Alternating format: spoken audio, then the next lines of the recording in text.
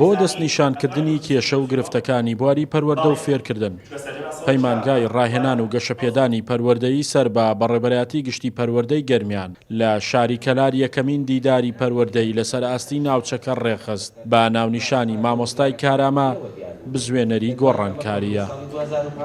لەم دارەیە مەبەستمانە باس لە ڕۆلی مامۆستا بکەین و مامۆستای کارامە کێیە و مامۆستای کارامە چۆن نەتوانێت ڕۆڵی هەبێت لە پرۆسەی گۆڕانکاریە بۆیە لێرەدانە پارەنا گفتوگۆ لەسەر خودی مامۆستاکەین ئێمەمانەیە مامۆستا خۆی بخێنە ژێر بەرپرسیارەتیەوە بۆ ئەوی مامۆستا بتوانێت خۆی بە ئەرکەکەی کە هەڵسێ ڕاستە ئێمە زانی هەرێمی کوردستان وەزارەتی پەروەردە کۆمەڵی خێرانی گەورەیە چ بواری پەروەردەشاوێ بەڵام ئێمەمانەوێت دوور لەمانە مامۆستا خودی مامۆستا خۆی بخێنە ژێر بەرپرسیارەتیوە.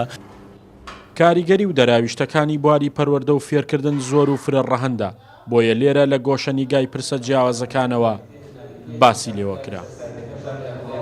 کێشەکان تایبەت نییە بە پەروەردەی گەرمیان بەڵکو ئەو کێشانەی کە ئەمڕۆ ئاماژەی پێکرێ سەرجەم پەروەردەکانی کوردستانەوەتە سیستەمی پەروەردە لە کوردستان ئەگرێتەوە. ئەم هەنێک کێشە هەیە کێشەی ناوچەیەک نییە بە تایبەتی بەڵکو پێویستی بۆ هەیە سەر لە نوێ حکومەت گرنگی و بایەخ و بودجەی تایبەت تەرخانکە بۆ پەروەردە.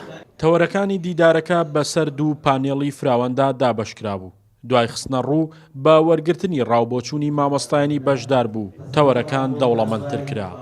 مثل حکوومەتیش لەسەر ئەم ڕاستپاردانە بکە لەم جۆرە پانێڵ و لەم جۆرە سیمیناراتانە ئەکرێت بزان کێشە و گرفتەکانی چین بە دوایە بچێت لە مامۆسایە لە پرۆگرامە لە مەسەرەن معاناتەکانی کێش گوێ بگرێت لە مامۆساکان کێشەکانیان چین گرفتەکانیان چین ئەمانە هەمووی بکرێتە کۆنووسێک و بە دوواداچوونی بۆ بکرێەوە بگاتە جێگەی پێویستی خۆی و لە جێگەی پێویستی خۆشی کە وەزارەتە پەیوەندیدارەکانە کە حکوومەتە کە خەڵکە کە دام و دەستگاکانە بە دوواداچوونی بۆ بکرێت و کەسی دڵسۆزە بێ کە ڕایپەڕێنێ من پێم وایە میلەتی ئێمە هۆشیارە خەڵکی ئێمە زانست و زانیاری باشی پێیە خەڵکی ئێمە دڵسۆزە.